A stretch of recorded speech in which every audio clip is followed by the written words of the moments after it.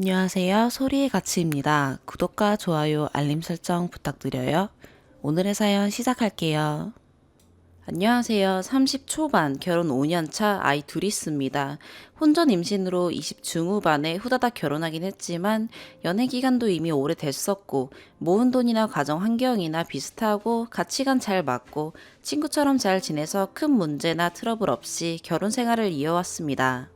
5년 차임에도 전 남편에게 여전히 설레이고 자랑은 아니지만 외모가 흔하다기보단 출중한 편에 속해서 여전히 너무 설레고 좋습니다. 남편이 표현을 잘하는 타입은 아니지만 다정할 땐 다정하고 아이들도 너무 좋아하고 육아도 최대한 나눠하려는 모습을 보며 남편 복은 있는 편이구나 가끔 생각도 했습니다. 그럼에도 제가 이렇게 글을 쓰게 된 건 요즘 들어 남편이 크게 바뀐 건 아니지만 어딘가 묘한 느낌이 든달까요? 이런 게 여자의 촉이라는 건지 좀 거슬리는 남편 다니는 회사에 여직원이 있습니다. 연애 때부터도 여자 문제는 전혀 없던 남편이고 술을 좋아하는 해도 미친 듯이 퍼마시거나 자주 마시거나 하진 않아서 큰 걱정도 없었어요. 그런데 원래도 회사에서 있던 에피소드들, 상사한테 깨졌으면 깨진 이야기, 회식 이야기 등등 자주 들려주던 남편이긴 했습니다만 다른 부서 여직원이 있는데 그 직원 이야기를 가끔 꺼내더라고요. 편의를 위해 그 여직원을 A라고 칭하겠습니다. A가 어디 여행 갔다 왔는데 완전 좋았다더라. 여행 사진 봤는데 정말 좋아 보이더라. 회사에서 A가 말실수를 했는데 완전 웃겼다 등 A에 대한 이야기였어요. 처음엔 뭐 회사에서 있었던 웃긴 일 이야기하는구나 정도로 생각하고 넘겼었습니다. 그런데 점심시간에 전화를 걸면 받기는 잘 받는데 점심 뭐 먹고 있어? 라고 물어보면 아 A랑 김밥 먹고 있어. 이런 식으로 굳이 저 여자랑 밥 먹고 있다. 콕 집어 이야기를 하대요. 또 어떤 날은 남편 퇴근 시간에 통화하는데 수화기 너머로 구두굽 소리가 엄청 크게 들려서 이야기하니 아 옆에서 A가 걷고 있어 이렇게 대답했습니다. 시간상 그 길로 바로 퇴근하여 집에 온 것은 맞지만 같이 대중교통 탄 것 같더라고요. 이것도 괜히 찝찝했습니다.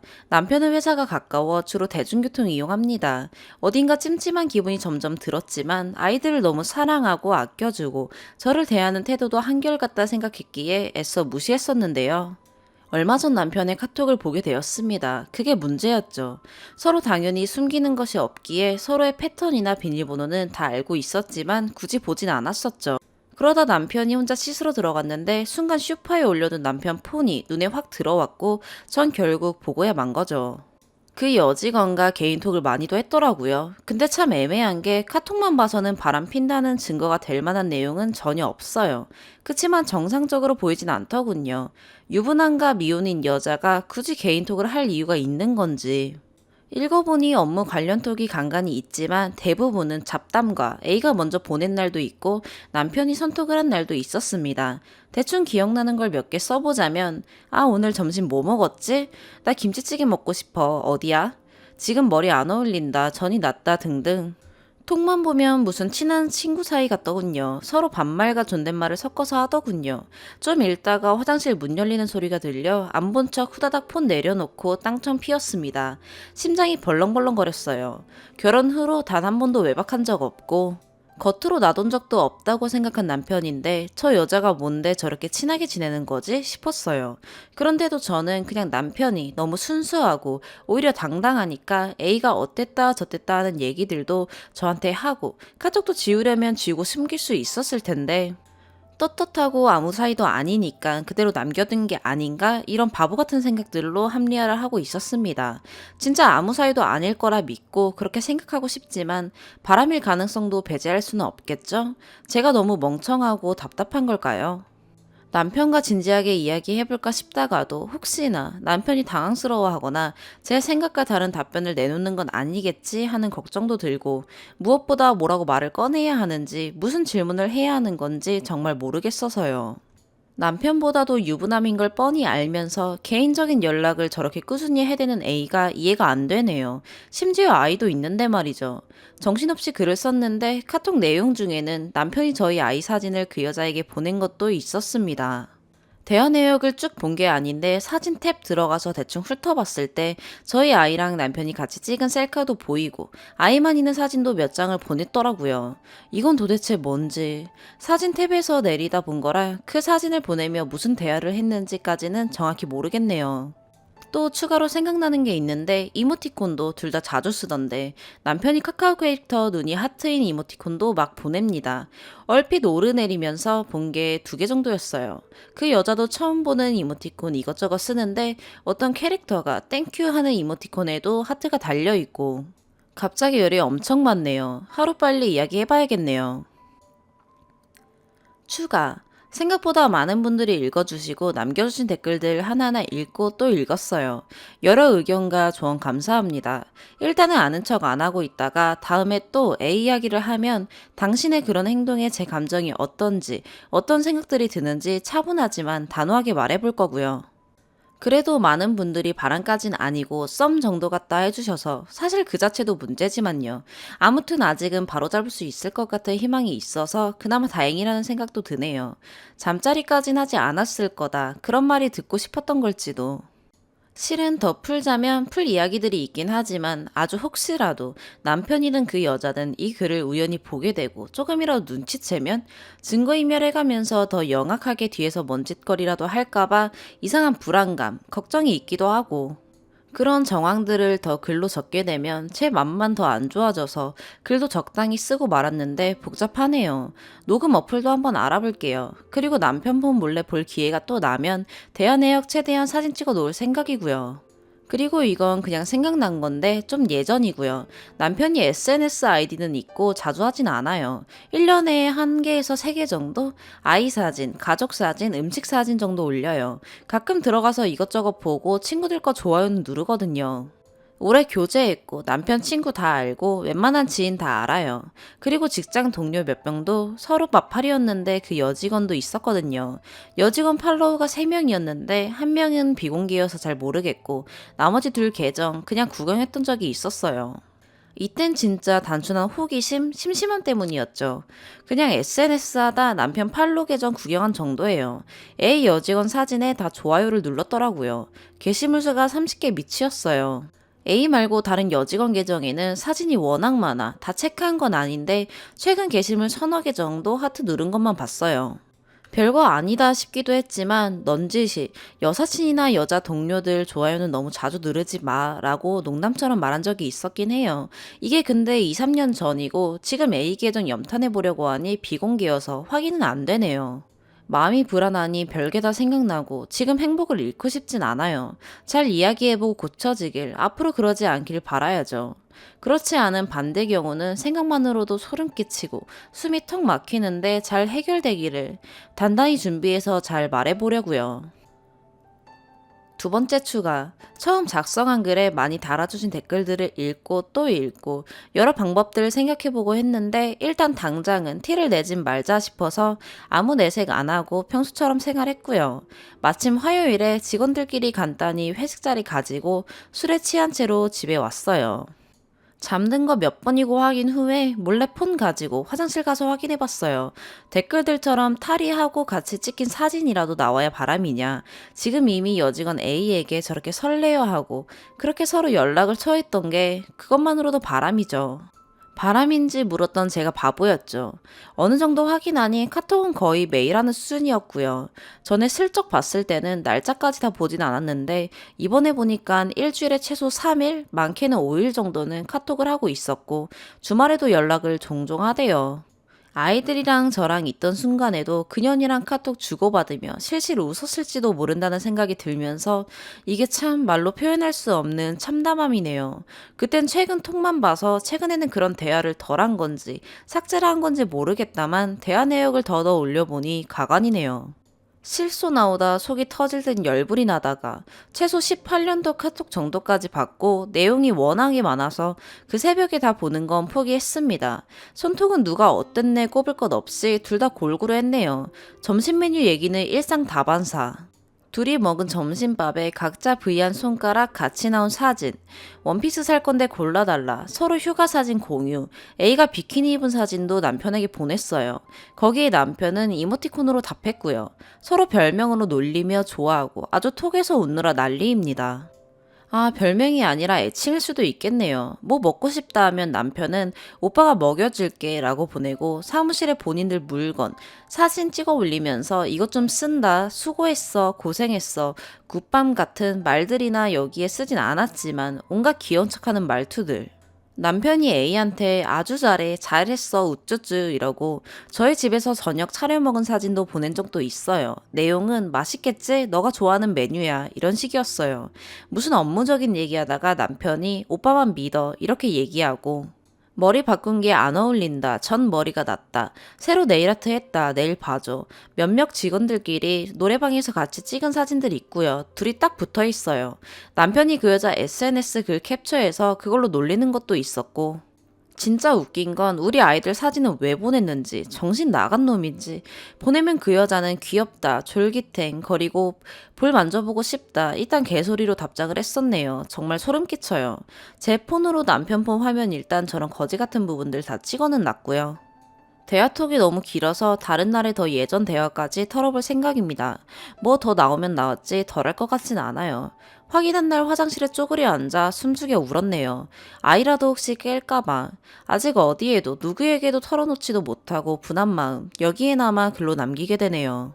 아, 인스타도 남편 거로 들어가 봤는데요. 그 여자 인스타 봤는데 좋아요 몇 개 누른 거 말고 바람 낌새 보이는 류의 글이나 댓글은 전혀 없었네요.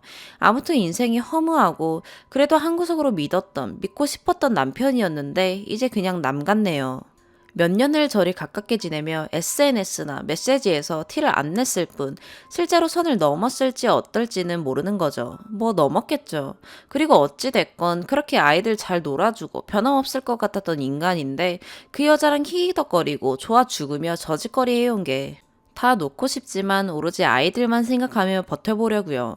증거 수집은 어떻게든 더 해볼 거고요. 남일 같았던 이혼, 나는 절대 할 일 없을 거라 생각했던 이혼에 대해서 생각이 깊어지네요. 두서없고 긴 글 읽어주셔서 감사합니다. 저 두 연놈들 불행해지기를 매일 기도합니다. 세 번째 추가. 처음엔 바람인지 아닌지 긴가민가하는 글이었지만 촉이라는 게 세상 무서운 거구나 알았네요. 그 당시 카톡들 캡처하고 대화 내용 내보내기도 했었어요. 그 후로도 틈만 노리다가 또 뭔가 놓친 것이 있나 싶어서 두고 보다가 오늘 그 사이에 쌓인 카톡들 그리고 SNS 쪽지를 발견하게 되었네요. 바로 방금 잠든 남편 폰 지문으로 해제하여 캡처 다 했습니다. 제가 두 번째 글을 작성한 게 20일이던데 그 사이에도 아무렇지 않은 척 연기한다고는 했는데 뭐 남편은 딱히 아무런 눈치도 못 챘던 것 같네요. 인스타를 제가 잘 몰라서 저번에 몰래 남편 폰 봤을 때는 쪽지도 체크를 했었지만 증거다 싶은 것을 찾진 못했었어요.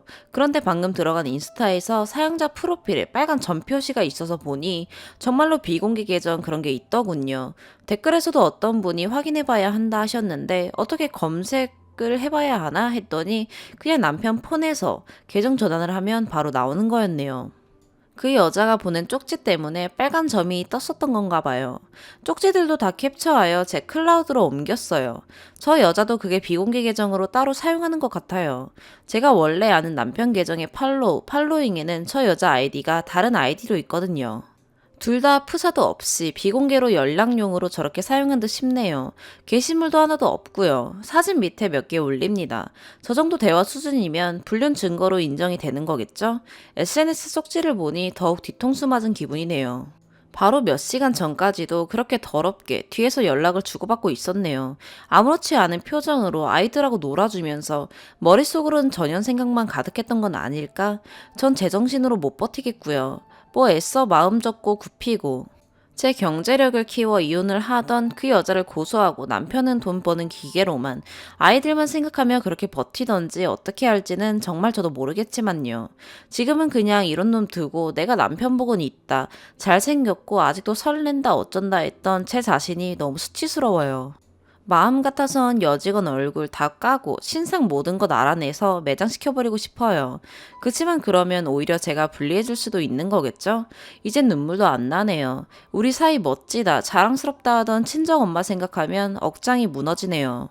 제가 캡처한 것 일부 첨부합니다. 이제는 저도 저 남편 놈 감쌀 생각 없어요. 정신 나간 것들. 어떻게 해야 가장 효율적으로 엿먹일 수 있을까요? 가족 동반 행사도 있었고 돌싱 아니라 엄연한 가정이 있는 거 저 여자도 알아요. 요새는 회사 일이 바쁘다며 거의 매일을 늦게 들어오고 전보다 회사 얘기하는 빈도수가 확 줄었는데 쪽지들 보면 퇴근 후 지들끼리 쳐놀다 늦게 들어온 날이 더 많은 것 같고요. 그런데 찝찝한 게 어제 보낸 쪽지를 제가 읽고 캡처한 후에도 새벽에 더 보냈더라고요. 잠이 안 와 뒤척이다 한 번 더 보는데 새벽 3, 4시쯤 근데 잠결에 읽었냐며 답장을 안 주네 이런 뉘앙스로 말을 했는데 혹시 눈치챌까봐 찝찝하네요. 아무튼 시간적 여유 어떻게든 만들어서 여러분들 말대로 변호사부터 만나보겠습니다. 감사합니다. 두 번째 사연입니다. 저희 부부는 아이는 없고 경제권은 각자 관리하고 있습니다. 각각 공용생활비 70만 원을 내고 그 돈으로 관리비와 인터넷, 생필품, 식료품을 사고 그중 10만 원씩 둘이 20만 원 공용생활비로 주택 청약을 냅니다. 이외에 부모님 용돈이나 저축, 핸드폰비, 보험료 등 자기 것은 자기가 알아서 하고 있죠. 남편 직업은 직업군인인데 그래서 1, 2년 간격으로 부대로 옮기고 수도권에서 근무하려면 어느 정도 지방에서 근무해야 가능해 지방에 있습니다. 이런 상황이기에 남편 때문에 직장을 저도 같이 옮기고 있고 새로 부대 이동하면 퇴사하고 그곳에서 새롭게 직장을 찾습니다. 이 부분에 대해선 불만이 없고 다행히 제가 일하는 직종이 병원이라 어디를 가든 취업 문제가 없기에 크게 문제되지 않고요. 그러다 보니 이사하고 새 직장 나가기까진 최소 2개월은 필요해서 그때는 제 월급이 없어서 제 생활비는 남편이 내죠. 하지만 그 외 본래 개인이 쓰는 돈은 그대로 제가 모아둔 돈으로 부담해 냅니다. 문제는 어버이날이었는데 이번에 2개월 쉬면서 가지고 있는 현금이 없어. 저도 현찰 여유가 제 용돈밖에 없는 상황이었습니다. 적금이 있긴 하지만 30만 원 때문에 건드리긴 애매해서 이번 어버이날 용돈 30만 원만 남편에게 우리 친정 좀 챙겨달라니 그건 개인이 각자 알아서 하기로 한 게 아니냐 하더라고요. 그래서 자기가 2개월간 생활비 안 받지 않았냐, 모아둔 돈으로 하면 되지 않냐기에 고정 지출비로 여윳돈은 썼고 적금 있는데 꼴랑 30만 원 때문에 건드리긴 그렇지 않냐고 이번에 상황이 나도 2달간 어쩔 수 없이 놀았으니까 부탁 좀 한다 했습니다. 참고로 결혼 후 첫 부대 이동이라 이런 경우를 처음 맞이했던 상황이었고 이 정도는 제가 남편에게 부탁할 수 있는 게 아닌가 싶어 말한 거였는데 저리 말하더라고요. 남편 말에 화가 나서 내가 그냥 그만둔 거냐고 잘 다니던 병원 당신 부대 이동하면서 이사 와서 나도 그만두고 6월부로 새 병원 나가는 상황이고 2개월 놀면서 내 고정 지출비나 용돈은 내가 내다 보니 지금 현금이 없는 거 아니냐. 그래서 처음으로 당신한테 부탁한 건데 이렇게 말할 수 있냐 따졌습니다. 제 말 틀린 거 아니잖아요. 당장 월급도 6월에 일하면 7월에 나와서 다음 달까지 제 지출비는 제가 내야 하는 와중이라 여유가 없는 건데 제가 잘못한 건가요? 그리고 와이프 친정 용돈 처음으로 30만 원 내달라는 게 제가 뻔뻔하고 이기적이었던 건가요? 그런데 소름 끼치게 끝까지 그건 개인 부담이라며 알아서 하는 거라고 30만 원 안 주길래 어버이날 카드 현금 서비스 받아 제 부모님께 제가 용돈 드렸습니다. 이후 저는 이 남자는 지 생각만 하고 자기 따라 같이 고생하는 나는 신경도 안 쓰는 거라 생각해 짐 싸서 친정 와버렸고 이혼을 한 해 만에 하고 있습니다. 남편은 무슨 이걸로 이혼하냐며 그럼 주말 부부 하자고 저보고 친정에서 살면서 일하라는데 그러던지 이혼하던지 하게요. 솔직히 지금이야 어려서 취업이 된다 쳐도 나중 되면 나이도 더 들지 남편 군인이라 뻔히 오래 근무 못하고 그만둘 거 알아. 제 취업이 힘들 수 있는 거 저도 잘 알기에 진짜 생각 많이 하고 있습니다. 창피해서 부모님께는 얘기 못 드리고 성격 차이가 심하다 말했습니다. 지방 가사니 친구도 없고 너무 외로워 서울에서 주말부를 하든 이혼을 하든 해야겠다고 말해놓은 상황이고요. 이 글을 읽는 분들 진짜 현실적으로 제가 한 부탁이 과했던 건가요?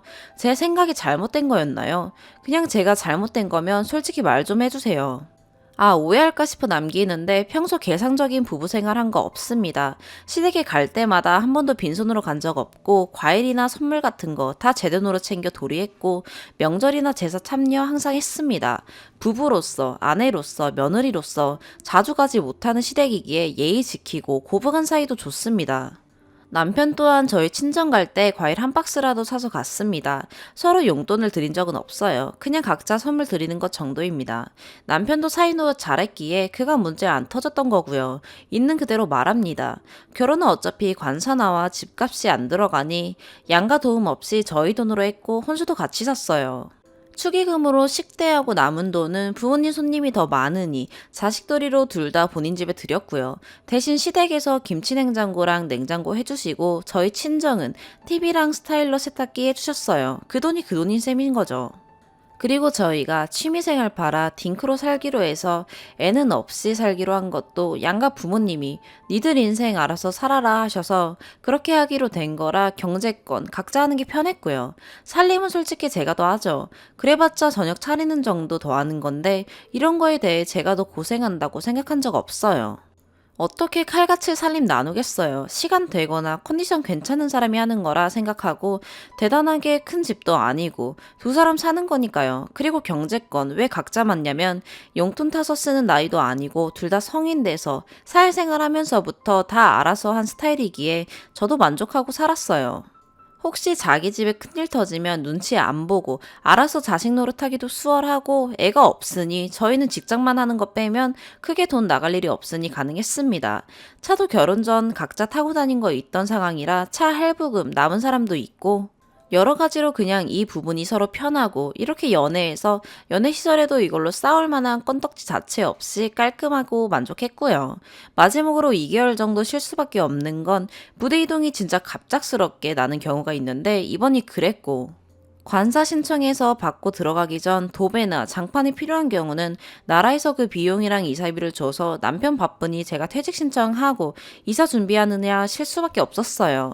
이사하고 정리하는 것도 아시겠지만 시간이 필요하고 저도 생전 처음 가는 지역이니 잘 몰라 이것저것 알아보고 하느라고 그 시간이 필요할 수밖에 없었어요. 각종 이전 신청에다가 여러모로 은근 이사하고 잡일이 많더라고요. 추가, 댓글 잘 읽었습니다. 댓글 내용에 남편이 부대 이동할 수 있단 거 알지 않냐고, 그럼 여윳돈 가지고 있어야 하는 거 아니냐 쓰신 분들 있던데, 네, 저도 그래서 일반 자유통장에 400에서 500만 원은 갖고 있었습니다. 사치한 거 없고 다음 달 것까지 빼서 돈 400이 없던 겁니다. 그렇기에 저도 제 고정 지출비를 낼 수 있었던 거고 더군다나 보통은 1, 2개월 전에 미리 부대 이동 고지가 있는데 거짓말이 아니고 진짜 일주일 만에 너무나 갑작스레 부대 이동이 생겨 저도 더 여윳돈을 모을 상황이 아니었습니다. 더군다나 다시 일 시작해도 월급이 선불로 들어오는 것도 아니고 그달 돈도 제가 내야 하니 그거 계산해서 여윳돈이 없단 겁니다. 더군다나 이사가는 세관사가 지금 관사에서 2시간 거리고 관사도 군인 전용 관사가 아니라 부대에서 사는 아파트 중 남는 빈집에 어디로 갈지는 저희가 선택할 권한이 있어서 저도 같이 돌아보고 또 이삿짐 센터나 도배 장판비는 나라에서 지원해 주는데 그 비용이 정해져 있고 도배 장판은 이전 사용자가 수리한 지 2년 이상 돼야 가능하고 그 비용도 현실적으로 100% 주는 게 아니라 상황에 맞추느라 정신이 없어서 어버이날을 생각할 겨를도 없었습니다. 이런 진짜 갑작스러운 상황에서 그래도 제 나름대로 준비 잘했다 받고 솔직히 제 성격이 나 잘났다, 내가 더 했다 하는 스타일이 아니어서 내가 시간 여유가 있으니 하잔 생각으로 그냥 좋은 마음으로 했었습니다. 그리고 경제권 각자 관리는 직업 군인에 대해 아시는 분이 있으리라 생각하는데 남편은 군인 공제회에 넣은 고정 적금이 있고 보험도 군대에서 가입되어 있는 게 있다 보니 서로 합쳤을 경우 여러 가지로 꼬이고 사실상 제가 보험이 더 나가기에 전 미안해서 이건 내가 하는 게 맞다고 생각한 겁니다. 또한 요즘 제 또래 결혼한 친구들도 각자 관리하는 경우도 많았고 그리고 결혼 선배님들 얘기 들으니 각자 집에 일 터졌을 때 누구네 집이 더 돈 많이 나가면 다른 집은 억울하고 우리 집도 뭐 해줘야 하지 않냐 등으로 갈등 생기는 경우도 들었고 남자가 용돈 받아 사는 게 돈에 쩔쩔매 보일까 싶어서 괜찮다 생각했습니다. 그래도 저희 각자 돈을 어떻게 관리하는지 다 아는데 남편이 성실하게 잘 모으기에 저도 그러려니 하고 받아들였던 부분이었습니다. 세상이 아무리 반반 외쳐도 현실적으로 어떻게 딱 반반을 할 수 있나요? 부부이기에 그런 걸 따지려는 생각 자체를 갖는 게 웃기다 생각했고, 그간 단 한 번도 이런 일이 없었기에 잘 살다 이번에 터진 겁니다. 결혼하신 분들은 아시겠지만 살림 나누는 게 진짜 반반이 되나요? 남편 당직 근무 서면 제가 그냥 집 청소 빨리 하면 되는 거고, 애가 있는 집이 아니니 살림도 많지도 않아 그냥 여유 있는 사람이 하면 되지란 생각으로 살았어서 그 부분도 문제 없었습니다. 저도 이혼을 더 신중히 생각하고 있습니다. 주말 부부, 제가 할 이유도 없고 사실 냉정하고 이성적인 이번 남편의 행동으로 많은 게 깨진 상황입니다. 세 번째 사연입니다. 저는 결혼 5년 차이며 아이가 있습니다. 친구는 저와 고등학교 친구고 10년 이상 별 문제 없이 이어온 인연입니다. 얼마 전 친구는 호적상엔 남지 않지만 1년 만에 결혼 생활을 끝으로 재산 분할만 하고 이혼했습니다. 아이를 갖기 전까진 혼인신고를 하지 않는 걸로 합의를 했다고 했으며 실제로도 아이는 없고요. 누군가의 잘잘못이라기보단 신혼부터 주말 부부로 서로 각자의 생활을 하다 보니 소홀해졌고 그로 다툼이 잦았고 합의하에 법적 다툼 없이 조용히 재산만 정리했다고 했습니다. 친구의 아픔이라 깊게 물어보지도 않았고 궁금해하지도 않았습니다. 친구도 처음엔 많이 힘들어했고 제가 해줄 수 있는 건 같이 술 한 잔, 커피 한 잔에 가며 위로해줬고요. 그마저도 시덥잖은 말로 더 상처 줄까 노심초사했습니다. 그런데 제가 행복하다 하여 친구의 이혼을 어줍잖은 것으로 치부한 것인지 우월감 같은 걸로 친구를 비하한 것인지 판단 부탁드립니다. 혹시나 친구 잘 될까봐 배 아파한다니 그런 말 나올까봐 미리 오픈합니다. 회사는 다르나 같은 공기업계이며 직급, 급여 비슷합니다. 작년 겨울이었던가 친구와 커피 한 잔 마시며 이야기 도중 친구에게 남자 소개 제의가 들어왔다고 했고 잘 됐다며 그 남자에 대해 이야기를 나누던 중 제가 조심스레 물어봤습니다. 그 남자는 그냥 싱글이고요. 어디까지 이야기하고 만날 거냐 했더니 말하지 않고 만날 거라고 하더군요. 아직 관계가 깊어지기 전인데 이야기할 필요 없을 것 같다길래 그런 관계가 깊어지면 그때는 어떡할 거냐 하니 그때는 말한답니다.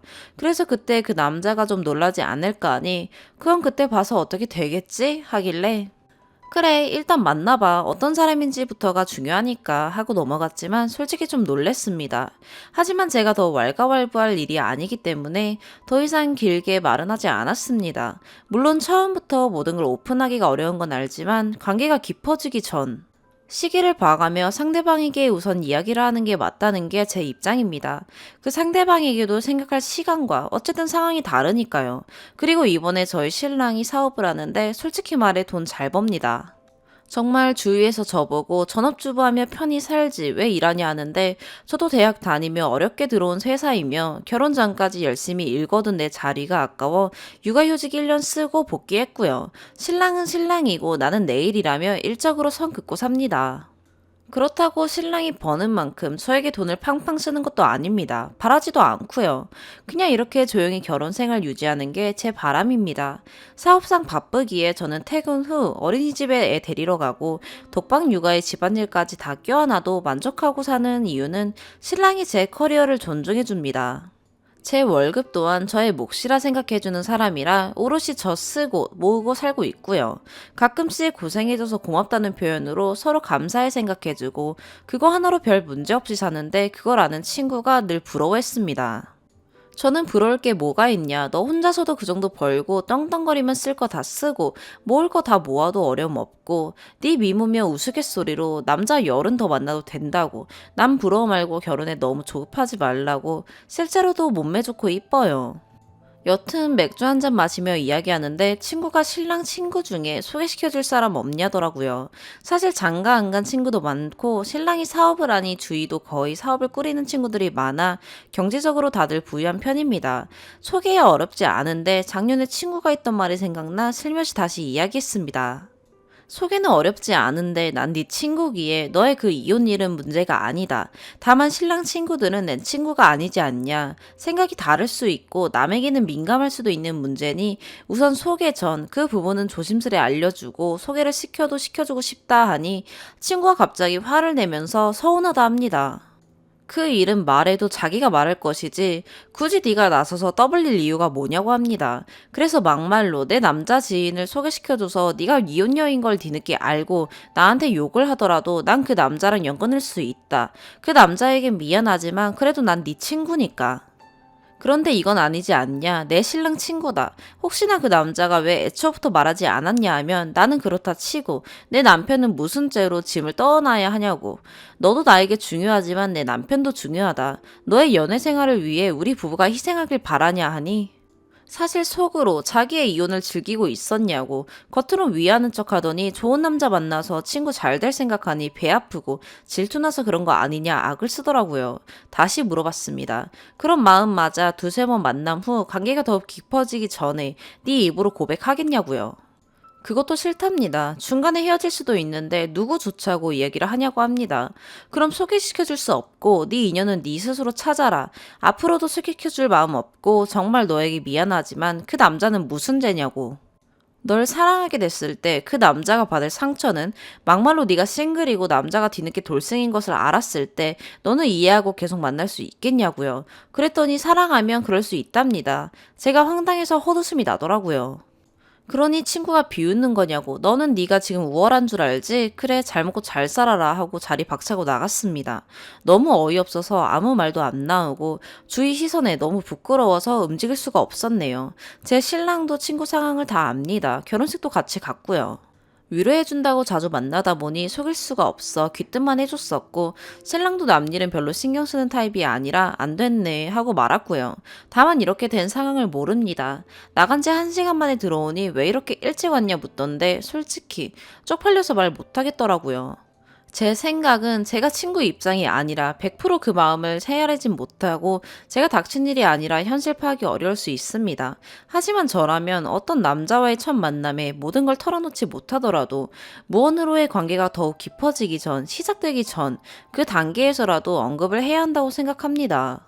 그 후의 결정권도 상대방의 몫이지 상대방을 원망할 일도 나를 자책할 일도 아니란 입장입니다. 정말 이런 친구가 아니었는데 상처로 인해서 너무 자존감 하락 같아 마음이 아프고요.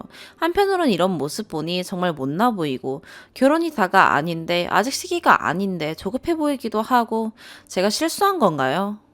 정말 제 일이 아니라서 제가 뭘 몰라서 이런 건가요? 한편으론 화도 나면서 씁쓸하고 마음이 안 좋습니다. 조언 부탁드리겠습니다. 추가, 많은 의견 너무 감사드립니다. 댓글 전부 읽어보았습니다. 저와 같은 생각인 분들이 더욱 많으신 것 같아 사람이 참 간사하게도 내가 결여인 부분이면 어떡하나 싶다가 이제는 또 다행이다 싶네요. 몇몇 분들은 애둘러서 이야기하지 그랬냐 하시는데 이야기가 더 길어질까봐 중간에 모든 이야기는 적지 않았는데요. 친구의 남자 소개 이야기는 이번이 처음이 아닙니다. 처음 저에게 남자 소개를 해달라 했을 때 당연히 주위에 소개시켜줄 만한 좋은 남자가 없다고 둘러서 거절했었습니다. 제가 신랑 친구들과 모임을 가지거나 여행, 그런 사진을 보면서 그분들을 한 분 한 분 지목하면서 이 남자는 뭐 해? 이 남자는 결혼했어? 이렇게 물어보기도 했고 없다고 하면 소개시켜달라고 들러서 물어보기도 대놓고 물어본 적도 종종 있었고요. 아무래도 자꾸 거절하자니 정말 내가 이혼녀라 소개 안 시켜주는구나 이런 생각과 절망에 빠질까봐 계속해서 내치진 못하겠더라고요. 그래서 이번에 그래 소개는 시켜주되 상황은 먼저 언급해주길 하는 바람에 이렇게 됐었네요. 물론 친구가 그런 아픔이 있다 한들 상관없이 좋은 남자와 다시 사랑하여 행복하길 바랍니다. 정말 저보다 잘 될까봐 두려운 건 없습니다. 저도 제 이상으로 행복하게 살고 있기에 누구와 비교하고 싶지도 않고요. 그리고 신랑 돈 잘 버는데 독방 육아와 살림? 그게 본질이 아닐 텐데요. 굳이 짚고 넘어가자면 결혼 생활에 그런 건 문제되지 않습니다. 내 아이고 내 살림인데 누가 더 하고 누가 맡아 하면 어떻습니까? 주말에 때 되면 저와 아이 데리고 바람 쐬러 가주고 고마워해주고 사랑해주면 저는 그걸로 행복합니다. 사업상 바쁘고 힘든 거 제 눈으로 보니 도우미분 써준다는데도 거절했습니다. 그냥 힘들어도 제가 하면 돼요. 일반화가 아니고요. 저는 그렇습니다.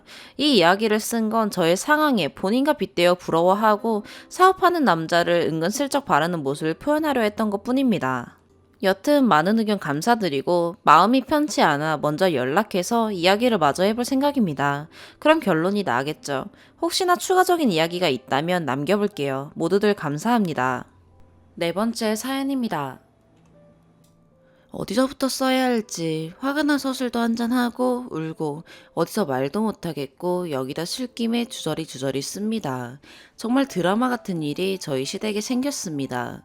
제가 결혼을 하고 얼마 있다가 시아버님이 쉽게 얘기해서 밖에서 아이를 낳아왔습니다. 당연히 집이 발칵 뒤집혔죠. 저는 남 부끄러워서 친정에는 아무 말 안 했고요. 그 아이는 잘 자랐습니다. 조금 더 얘기하자면 그 아이는 시댁에서 키우기로 했고 애 엄마는 아이를 낳자마자 거의 도망가다시피 했고 나중에 알게 된 사실인데 시어머니에게 5천만 원 줬답니다. 그 뒤에 제가 임신을 했고 저희 부부에게는 현재 5살이 된 남아가 있고 저희 막내 도련님은 올해 7살입니다. 지금부터는 편의상 막내 도련님을 막내라고 쓰겠습니다. 그러다가 누구나 우려하던 일이 생기게 되었습니다.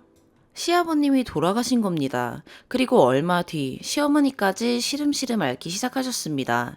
이제부터는 여기에 다 안 써도 다들 짐작하시겠지만 전쟁 같았습니다. 결국 7세 막내를 저희 부부가 키우기로 했습니다. 그 결정의 과정을 모두 여기에 쓸 수는 없지만 저 역시 많이 울고 기도하는 고난의 날들이 있었습니다. 시댁 남매들 중 저희 부부가 가장 가정 형편이 좋습니다. 제가 친정에서 물려받은 재산이 조금 있어 저희는 다른 가족에 비해 부유한 편이라서 저희가 맡기로 한 겁니다. 물론 저희 친정 부모님도 난리가 아니었죠. 그런 힘들었던 과정은 여기에 다 쓰지 않겠습니다. 저희 집에는 아들 태어나서부터 지금까지 입주 베이비시터 이모와 같이 살고 있습니다.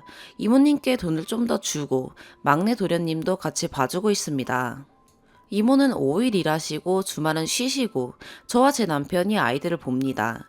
그리고 2주에 한 번 정도 주말에 친정 부모님이 저희 집에 오셔서 아들을 돌봐주시기도 하고요. 처음에는 친정 부모님도 정색을 하시더니 지금은 막내 도련님도 손주처럼 잘 대해주십니다. 사실 이 드라마 같은 일 때문에 남편과 몇 번 말다툼이 있었습니다. 제가 아이를 낳고 얼마 있다가 시어머니께 막내가 썼던 물건들을 잔뜩 얻어왔습니다. 같은 남자아이고 그래서 별 생각 없이 받아왔고 애야 워낙 빨리 자라니까 그냥 막내 거 말고도 다른 친구들 것도 좀 얻어왔습니다.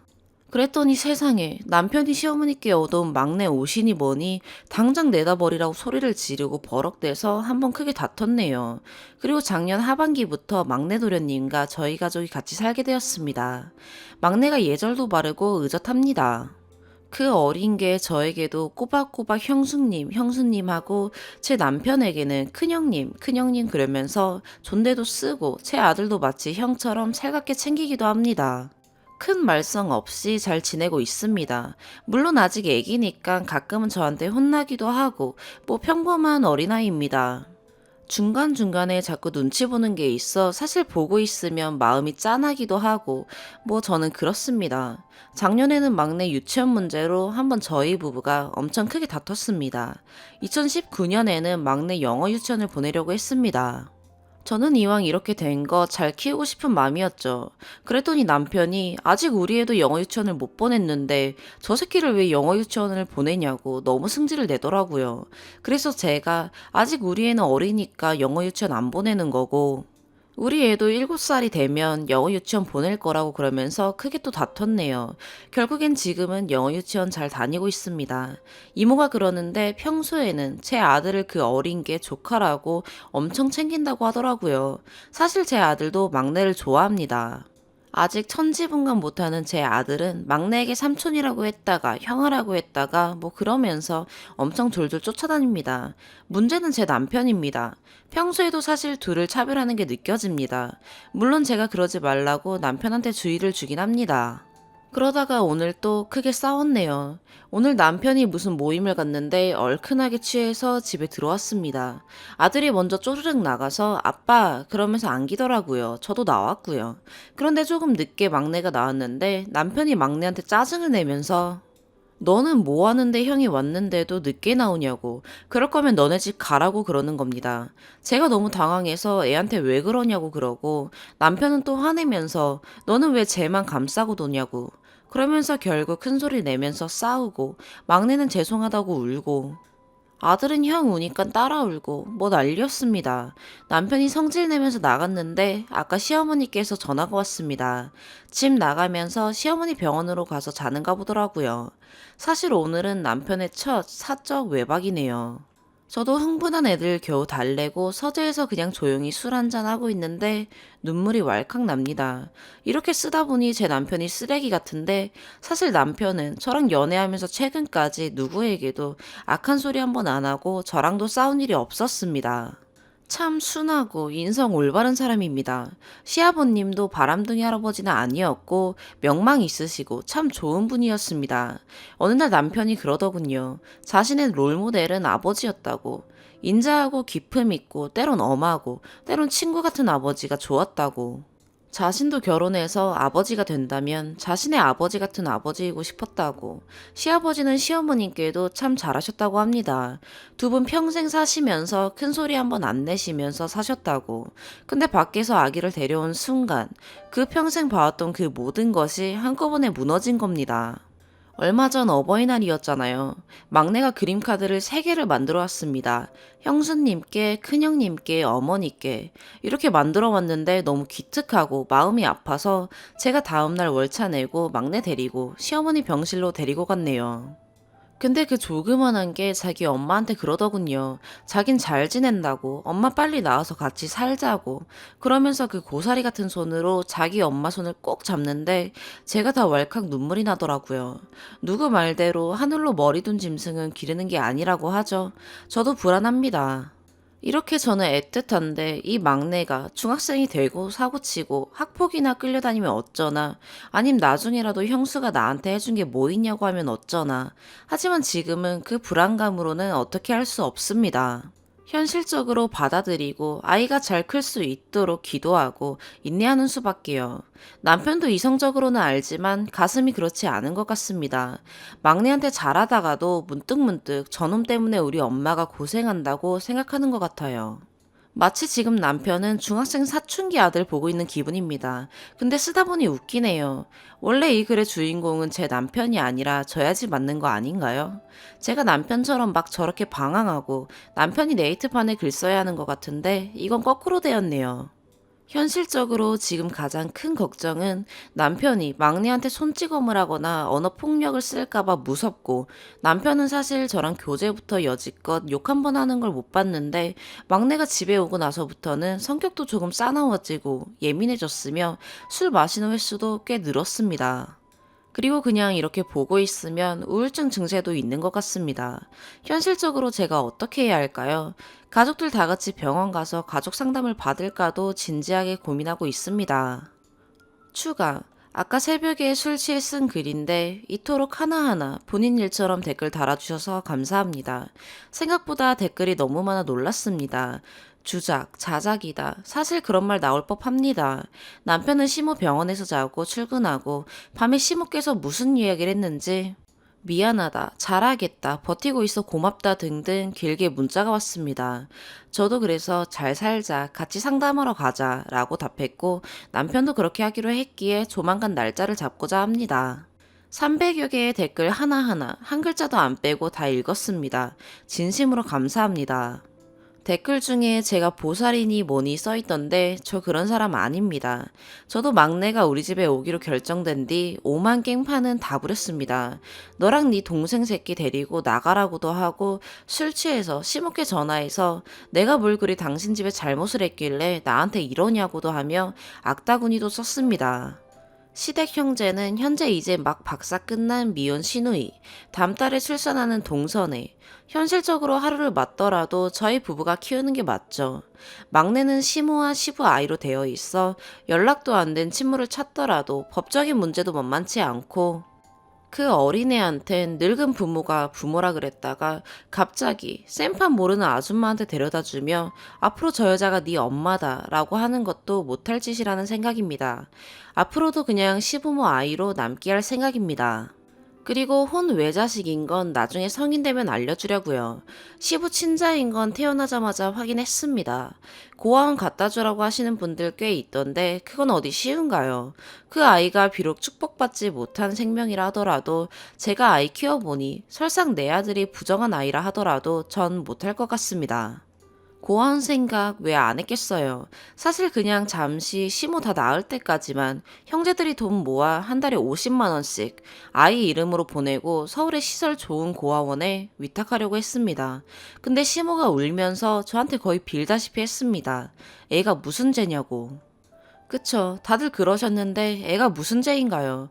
새 남매 그동안 번듯하게 공부시키고 이만큼 사회생활 하게 해주시고 조금씩 재산도 물려주시고 했는데 부모님 은혜 갚는 셈 치고 막내를 잘 돌보는 것도 나쁘지 않을 것 같아요. 맞아요. 이 관계에서 제일 화나고 억울한 건 저와 제 아들이죠. 전 저희 집으로 오기로 한 날부터 해서 다이어트에도 안 빠지던 살이 8kg이나 빠졌고 아이 계획하면서 끊었던 담배도 다시 피우고 있습니다. 하지만 화내는 거 그만하려고요. 화내면 뭐가 더 바뀔 것 없을 것 같거든요. 저도 막내 들어오고 일주일 휴가 내고 애는 친정에 보내고 거의 5일을 미친년처럼 술만 마셨네요. 어느 날 제가 술 취해서 막내 붙잡고 우니까 그 어린애가 잘못했다고 울길래 정신이 들더라고요. 어리다고 모르지 않습니다. 저도 막내보다 어릴 때도 맏딸이라고 친가에서 엄마 구박받아 엄마가 울고 있으면 엄마한테 미안하다고 하며 울기 일쑤였습니다. 저도 이 막내가 어떻게 커갈지 잘 모르겠습니다. 그리고 남편이 장남으로서 아버지에 대한 깊은 실망감과 상실감이 어떤 건지도 모르겠습니다. 그냥 지금은 제가 주어진 이 상황에 대해 최선을 다해보려고요. 누구 말대로 돈 있어 입주 이모 있으니 종일 애들 안 봐도 되니 덜 미운 걸 수도 있네요. 그런 면에서는 경제적으로 사정이 되는 게 정말 감사한 일입니다. 시모가 완치되면 당연히 시모께 보낼 겁니다. 그게 막내한테도 좋죠. 하지만 예우가 썩 좋은 게 아니라서 마음의 준비는 하고 있습니다. 저는 그냥 어른으로서 책임지는 모습으로 살고 싶습니다. 그런 의미에서 시부모님도 당신들의 치부임에도 불구하고 막내를 키운 게 아닌가 싶습니다. 저도 제 인생이 어떻게 될지 모르겠습니다. 복 받고 싶어 만내를 맡은 것도 아니고 우리 아이한테 도움이 될 것 같아 맡은 것도 아니고 돈 자랑하려고 맡은 것도 아닙니다. 그냥 이것도 불교에서 얘기하는 인연인 것 같습니다. 저희 가족이 좀 더 길게 행복할 수 있는 길을 택하고자 합니다. 막내는 최선을 다해 돌보겠습니다. 긴 글 읽어주시고 같이 고민해주셔서 진심으로 감사합니다. 온라인상의 따뜻함을 느끼네요. 그리고 이 글은 안 지우고 제가 힘들 때마다 곱씹으며 읽겠습니다. 참고로 저는 기품을 쓴 게 아니라 기품을 쓴 게 맞습니다. 5번째 사연입니다.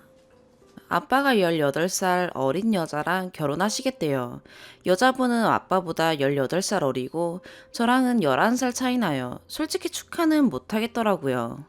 하실 거면 나이 맞는 분이랑 결혼하시지. 거의 20살 차이 나는 딸뻘인 여자랑. 근데 심지어 여기서 끝이 아니라 6월에 결혼하실 거라고 올 봄 중에 제가 나가줬으면 좋겠다고 하셨어요. 너무 갑작스럽고 황당하더라고요. 올해 대학교 3학년이라 취직은커녕 아직 졸업도 못했고 아빠가 여자애가 무슨 알바냐며 알바도 못하게 하신 데다 어린애가 무슨 돈 관리를 제대로 하겠냐며 현금 용돈을 월 10만 원으로 최소한만 주시고 지금껏 카드 쓰게 하셔서 모아놓은 돈도 없는데 말이에요. 모아놓은 돈도 없는데 너무 막막하다고 하니 너 주려고 만들어 놓은 1,000만 원짜리 통장이 있다며 그거 주겠다. 성인이니 자립할 때도 되지 않았냐. 미국에선 자식들 성인 되자마자 다 나가 산다. 이 돈으로 보증금 하고 알바하면서 월세 내고 살 수 있지 않냐라는데 너무 서러워서 사람 많은 레스토랑에서 엉엉 울었어요. 사람들 다 쳐다봐서 너무 창피한데 눈물이 멈추지 않더라고요. 저한테 아빠는 소중한 가족이었는데 아빠는 아니었구나. 하루라도 빨리 내보내고 싶은 귀찮은 걸림돌이었구나 싶더라고요. 이럴 거면 알바는 왜 못하게 하신 걸까요? 그럼 돈이라도 모아놨을 텐데. 부모님은 저 8살 때 이혼하셨어요. 아빠는 의무 지급해야 하는 양육비인 월 110만 원만 매달 보내셨고 엄마가 홀로 저 키워주셨어요. 19살까지 엄마랑 살다가 저는 대학 입학하고 기숙사 들어갔고 엄마는 미국에서 식당 하시는 이모가 일 좀 도와줬으면 좋겠다 하셔서 미국에 계세요. 엄마가 출국하고 아빠 집으로 전입신고하면서 그때부터 아빠가 절 맡으셨어요. 2학년부터 거리가 많이 멀지 않아서 그런지 기숙사에서 떨어져서 2학년 때부터 아빠랑 살기 시작했어요. 같이 산지 이제 1년 된 거죠. 엄마는 저에게 가족이 하나라도 더 있길 바라셔서 제가 아빠랑도 잘 지내길 바라셨어요. 하루 한 번씩 꼭 통화하고 한 달에 한두 번 꼬박꼬박 만나서 맛있는 것도 사 먹고 놀러도 가고 몇만 원씩 용돈도 주시고요. 근데 그런 아빠가 저랑 살기 시작하더니 변하시더라고요. 대형 마트에서 한 15만 원어치 장을 보면 결제 문자 찍힌 거 보고 전화 와서 어린애가 무슨 돈을 이렇게 쓰냐 화내시다가 제가 영수증 찍어보내며 사치한 거 아니다. 다 생필품이다. 품목별 가격 보셔라. 다 최대한 저렴하게 샀다라고 해도 궁시렁궁시렁 하셨는데 장을 안 보시는 분이고 잘 몰라서 그러신가 보다 했어요. 어릴 때부터 저에게 좋은 남편은 아니었지만 그걸로 제가 아빠를 미워할 필요는 없다며 가뜩이나 형제도 없고 가족이라고는 엄마 아빠 둘밖에 없으니 서로 사랑하며 잘 지냈으면 좋겠다고 하셨어요. 실제로도 학창시절 동안 아빠랑 사이 좋았어요. 참고로 아빠는 집에서 잠만 주무세요. 처음 왔을 때 집에 물밖에 없었어요. 가끔 제가 저녁에 치킨이라도 시켜 먹을 때면 옆에서 아빠는 하루 종일 일했는데 팔자 좋네? 이런 식으로 한 두 마디 하시고요. 그때까진 그냥 회사 일이 힘드신가 보다 했는데 지금 생각하니 가끔 용돈이나 5만 원씩 쥐어주면 되던 학창 시절과 달리 제 생활비를 감당해야 하니 그게 아까웠던 거구나 싶어요. 대기업 20년 넘게 다니면서 많진 않아도 부족하지 않게 버시고 외제차 끌고 다니고 매 주말마다 골프 치러 다니시는 분이 자식 입에 들어가는 건 아까우셨나 봐요. 레스토랑에서 혼자 나와서 길거리에서 엉엉 울면서 엄마한테 전화하니 엄마가 곧장 아빠한테 전화해서 하나 있는 딸한테 못됐던 아빠 노릇 해보라고 기회 줬더니 네가 사람 새끼냐? 라며 난리가 나셨고 당장 한국 들어오시겠다 하시더라고요. 이번에 아빠가 어떤 사람인지, 아빠에게 제 존재가 뭔지 확실히 알아서 영 끊고 안 보고 살기로 했습니다. 딸 자식 버리고 대신 드리는 그 18살 어린 여자분이랑 평생 깨 볶으면서 잘 사셨으면 좋겠네요. 엄마 귀국하시고 집 구하는 대로 엄마랑 같이 살기로 해서 당장 필요 없는 짐부터 조금씩 정리 중인데 아빠가 방금 박스 테이프 던져주고 가셨거든요. 바닥에 툭 떨어져 있는 박스 테이프가 왠지 저 같아서 갑자기 눈물이 펑펑 쏟아져서 서러운 마음에 주저리 적어봤습니다. 앞으로는 아빠 생각 안 하고 엄마랑 행복하게 재미나게 살려고요. 그래도 엄마한테는 소중한 딸이니까요.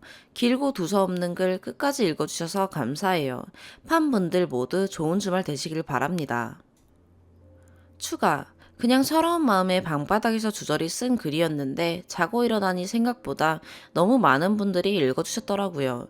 위로해주신 분들, 조언해주신 분들, 다들 정말 감사합니다. 댓글 보다 보니 감사 말씀도 드리고 싶고 저 스스로도 덧붙이고 싶은 얘기가 있어서 추가해요. 먼저 저희 엄마도 당신 인생 살려고 아빠한테 떠넘기고 미국으로 간 거 아니냐고 하시는데 저 대학 들어가자마자 미국으로 가신 건 아니고 저 1학년 2학기 막 개강했을 때쯤 이모가 땡땡이도 기숙사 갔고 혼자 심심할 텐데 땡땡이 졸업할 때까지 미국에서 식당 일 좀 도우면서 같이 여행 다니는 거 어떠냐고 연락 주셨어요. 이모는 싱글이세요. 멋진 싱글이라 해야 될까요? 엄마는 제가 방학에도 기숙사에 있는 것도 아니고 기숙사에 떨어질 수도 있는 거라 걱정하시면서 아빠랑 저한테 의견을 물으셨어요. 아빠는 좋다고 저랑 같이 못 살아서 아쉬웠다고 흔쾌히 동의하셨어요. 저 학생 때 아빠가 내내 아빠 집 쪽으로 전화 가서 아빠랑 살면 안 돼? 여기서 새 친구 사귀면 안 돼? 이런 말 많이 하셨어요. 저도 아빠랑 같이 살아보는 것도 좋고 젊은 시절 혼자 저 키우느라 여행 한번 못 가보신 엄마가 좋은 경험 하셨으면 해서 꼭 가시라 했어요.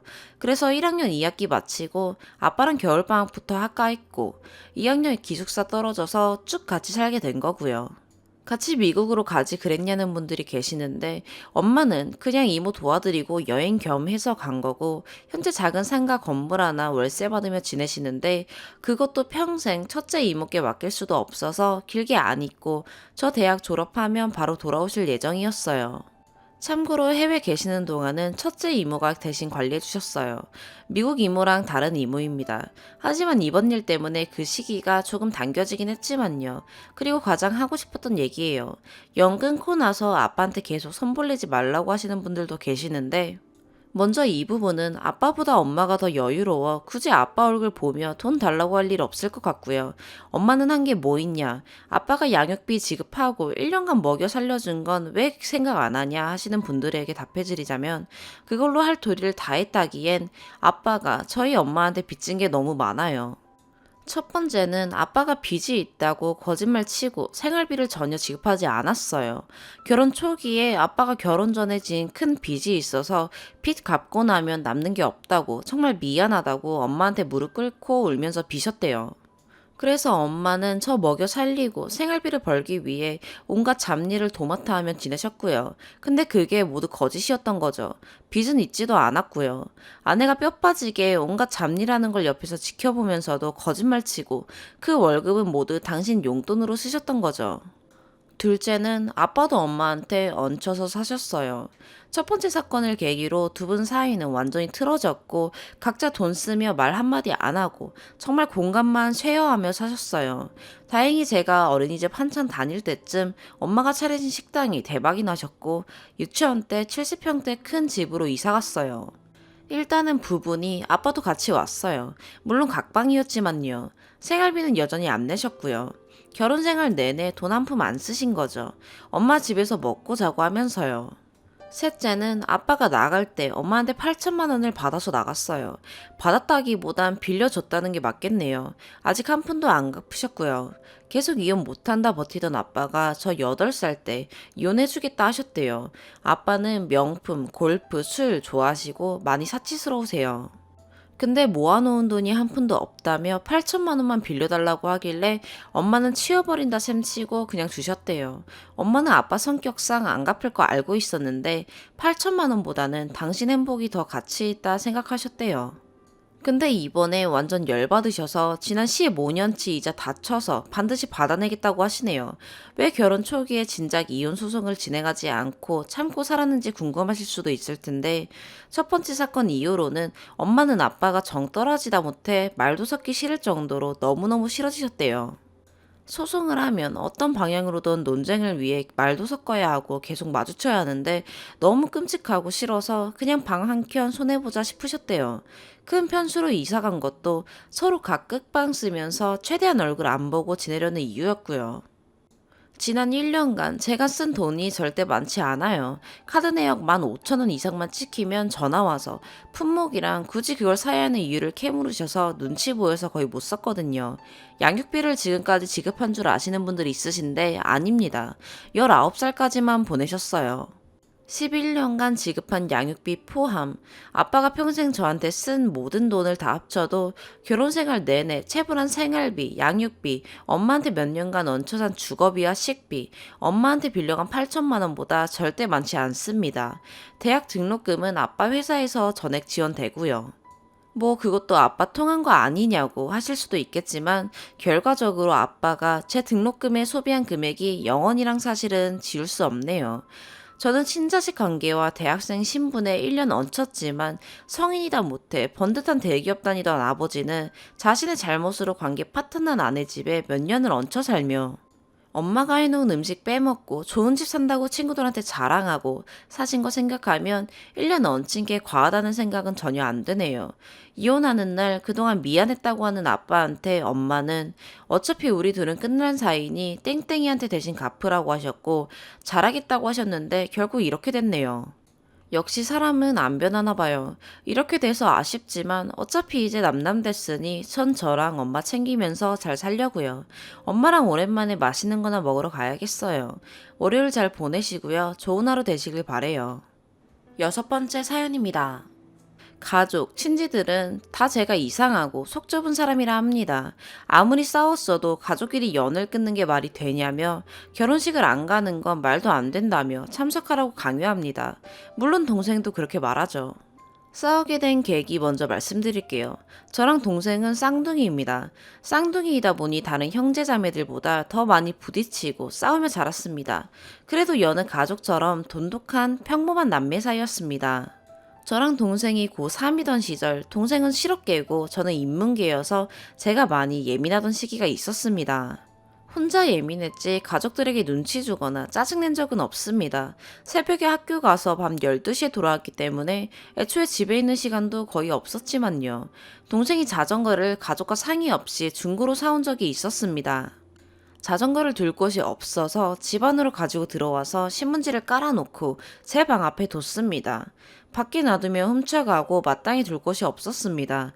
제가 싫다고 반대했지만 이미 산 걸 어쩌겠냐는 동생의 말에 어쩔 수 없이 동의 아닌 동의를 했었는데 새벽에 나오다가 자전거에 걸려 넘어지면서 다리가 부러진 적이 있습니다. 고3이고 공부가 정말 중요하던 시기에 다리를 다치니 당연히 공부에 지장이 생겼겠죠. 이때 정말 크게 싸웠습니다. 동생 때문에 다쳤다는 생각이 들어서 원망스러웠고 동생은 그게 왜 자기 탓이냐며 부주의한 제 탓이라고 몰아세우더라고요. 깁스를 하고 낑낑거리며 재활 치료를 받고 야자를 빼고 걸어오는데 동생이 친구들과 지나가다가 더운 여름날 목발 짚고 낑낑거리는 저를 보고도 아무렇지도 않게 지나가더라고요. 상식적으로 가방이라도 들어줘야 하는 거 아닌가요? 그 작은 사건 이후로 저는 마음에 큰 상처를 입었고 남들이 보면 유치하다, 사소한 걸로 왜 그래야 할지 모르지만 사람마다 느끼고 받아들이는 상처의 크기는 다르니 너무 뭐라고 하지 말아주셨으면 합니다. 그 이후로 저는 동생을 가족처럼 생각 안 했습니다. 성인이 되고 대학교에 가면 인연을 끊을 거라 다짐했죠. 대학을 집에서 통학했지만 동생이 군대에 가서 부딪힐 일은 없더라고요.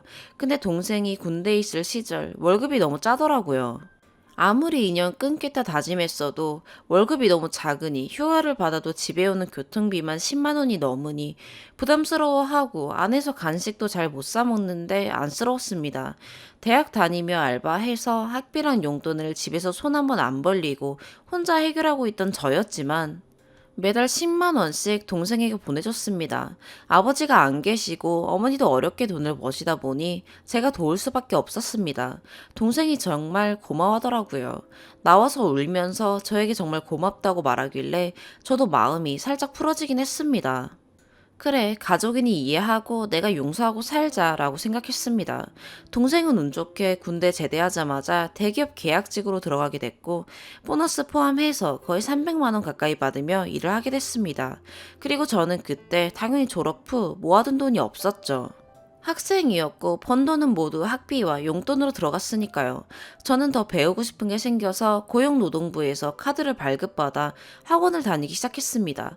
학원을 다니는 동안은 일용직 알바라도 하면 안 된다고 하더라고요. 어느 정도 교통비는 나왔지만 그걸로 생활이 안 되잖아요. 그래서 제가 동생에게 부탁을 했습니다. 미안한데 한 달에 15만 원씩 내가 학원 수강하고 2달 하고 취업 준비하는 한 달 해서 총 3달만 좀 도와주면 안 될까? 라고요. 자존심이 세서 누구한테 그렇게 돈 빌려본 적도 처음이고 대학 다니며 단 한순간이라도 엄마에게 손 빌린 적 없던 저입니다. 근데 동생이 하는 말이 미안한데 나도 좀 쪼들려서 랍니다. 동생이 그 당시에 자취를 하고 있었고 차도 샀을 때라 이리저리 돈이 많이 들어가는 모양이더라고요. 근데 그래도 섭섭했습니다. 대충 동생의 생활 패턴과 월급을 알고 있었습니다. 차 할부금, 월세, 공과금, 생활비, 적금 내고도 사실 돈이 제법 남을 텐데 15만 원씩 3달만 도와달라는 게 그렇게 어렵나? 라는 생각에 너무 섭섭하고 군대에 있을 때 나도 나 입을 거 먹을 거 안 해가며 동생 용돈 묻혀주는 생각도 나고 여러모로 마음이 복잡하고 그랬습니다. 쪼달린다던 동생은 여자친구도 사귀며 비싸고 좋은 음식을 먹고 좋은 곳에 놀러도 가고 매우 행복하게 잘 지내더라고요. 여자친구한테 선물도 하면서요. 나는 입을 거 안 입고 먹을 거 안 먹고 5천 원짜리 티셔츠로 손 떨면서 샀고 동생 휴가 나오면 옷 사주고 용돈 주고 그랬었는데 뒤통수 맞은 기분이었어요. 저는 학원 다니며 정말 밥도 굶어가며 어렵게 다녔습니다. 동사무소에 생활비 지원 같은 걸 알아봤지만 안 된다 하더라고요. 그렇다고 엄마도 어려운데 손 벌릴 수가 없어서 혼자 끙끙거리며 2달을 견뎠습니다. 이랬던 제가 동생 모습을 보면서 무슨 생각을 했을까요? 얘는 날 가족으로도 생각 안 하는구나. 나도 그래야겠다. 나도 앞으로 동생 없는 셈 치고 살아야겠다 했습니다. 동생 번호를 지우고 엄마에게도 난 앞으로 동생 없는 사람 취급할 테니 엄마도 알고 있으시라 말씀드렸죠. 엄마는 별것도 아닌 걸로 동생에게 삐진다며 잔소리 하시더라고요. 무시했습니다. 동생은 그 뒤로 저에게 어떠한 연락도 안 했습니다. 저는 미안하다며 용서를 빌 줄 알았는데 어떠한 말도 없더라고요. 그렇게 거의 2년 동안 한 번도 연락 안 하고 그림자조차도 안 본 채로 살았습니다. 그리고 2년 후 모르는 번호로 전화가 와서 받으니 동생이더라고요. 하는 말이 가관입니다. 누나, 나 곧 상견례 하는데 올 거지? 랍니다. 2년 동안 얼굴 한 번 안 본 사이, 문자 한 통 안 한 사이입니다. 근데 아무렇지도 않게 연락해서는 상견례에 오라니. 동생이 결혼한다는 얘기도 못 들었습니다. 물론 엄마도 동생이 여자친구랑 진지하게 만나나 봐 라는 얘기를 흘리듯이 들은 적이 있지만 이게 말이 되는 상황인가요? 2년간 연락 안 하다가 연락 와서는 상견례에 오라니. 제가 어이가 없어서 화를 냈습니다. 네가 무슨 낯짝으로 나한테 무슨 연락을 했는진 모르겠는데 난 너 같은 동생 둔 적 없으니 연락하지 말아라 라고 했더니 더 가관으로 말을 하네요. 왜? 누나 화났어? 그래 일단 알았어 라며 아무렇지도 않게 알았다며 쿨하게 전화를 끊더라고요. 나는 2년간 동생과 연을 끊고 살았는데 동생은 제가 화가 났는지 안 났는지 잘 사는지 안 사는지 애초에 관심 자체가 없던 거였습니다. 충격이 얼마나 컸는지 모릅니다. 엄마가 화내며 아버지도 없이 엄마 혼자 나가는데 누나인 너까지 안 오면 뭐가 되냐며. 상견례에 가자고 끌어당겼지만 저 안 갔습니다. 저 동생 둔 적 없다 그랬습니다. 동생 보고도 누나 없는 셈 치고 살라 그랬죠. 엄마는 저에게 독하다며 이쯤 했으면 화 풀고 사이좋게 지내라며 엄마가 죽고 나면 내 형제자매뿐이라 하셨지만 싫었습니다. 동생이 곧 결혼합니다. 이제 한 달도 안 남았습니다. 친척들도 저에게 다 한마디씩 하십니다. 왜 안 온다 하냐고. 엄마 얼굴에 먹칠하지 말고 누나인 네가 먼저 다가가고 마음 풀고 동생 결혼 축하해주라 합니다. 필요할 때만 누나입니까? 쌍둥이로 살아오면서 서럽고 억울한 순간들 정말 많았습니다. 필요한 순간에만 전 누나였고 필요 없어지면 남보다 못한 사이였고요. 누나라는 이유로 늘 양보해야 했고 남자인 동생에게 대들면 안 된다고 교육받았습니다. 물론 이건 할머니가 시키신 겁니다. 동생이 쟤랑 나랑 동갑인데 왜 내가 누나라고 해야 돼? 라고 하면 그럼 너네는 오늘부터 친구해. 이름 불러도 돼. 라며 엄마가 말씀하셨죠. 근데 또 불리한 상황이 오면 저에게 그럽니다. 누나가 돼서는 동생한테 양보 좀 해. 라고요. 싫습니다. 동생도 싫고 가족도 싫습니다. 나이 27살이나 처먹고 유치하다 해도 어쩔 수 없어요. 그래도 싫어요. 동생 존재 자체가 싫습니다. 결혼식도 안 갈 거고 차라리 죽는 게 나을 정도로 가기 싫어요. 근데 다들 저보고 나쁘다 합니다. 동생이 돈 안 빌려준 걸로 삐지는 속 좁은 누나랍니다. 동생이 여유가 없어서 못 빌려준 걸로 삐지냐며 동생도 누나에게 돈 못 빌려주고 얼마나 미안해 했겠냐며 생각해보라 합니다. 여유가 없어서 여자친구랑 좋은데 놀러 가고 난 한 끼도 겨우 먹는 동안 비싼 밥 먹고 좋은 선물 해가며 돌아다녔답니까? 저였다면 남자친구가 아무리 소중했어도 남자친구랑 헤어지고 그 데이트 비용으로 동생 도와줬을 겁니다. 아무리 남친이 소중하고 남친을 사랑했어도 내 가족, 평생 본 내 동생이 더 소중했을 겁니다. 200일 남짓하게 만난 여자친구보다 내 누나가 더 소중하고 우선인 게 맞다 생각하는데 제가 잘못 생각하고 있나요? 150도 아니고 15만원씩 3달, 45만원, 그게 그렇게 아깝습니까? 나는 동생 군대에 있을 때 더 많이 썼습니다. 몇 배로 더요. 너무 서럽고 외롭고 화가 납니다. 가족들에게도 화가 나고 이 순간에도 제가 왜 화났는지 관심조차 없는 동생 아닌 동생인 그 인간이 미워요. 결혼하든지 말든지 관심도 없고 구경하고 싶지도 않습니다. 오늘의 사연 여기까지입니다. 구독과 좋아요, 알림 설정 부탁드려요. 시청해주셔서 감사합니다.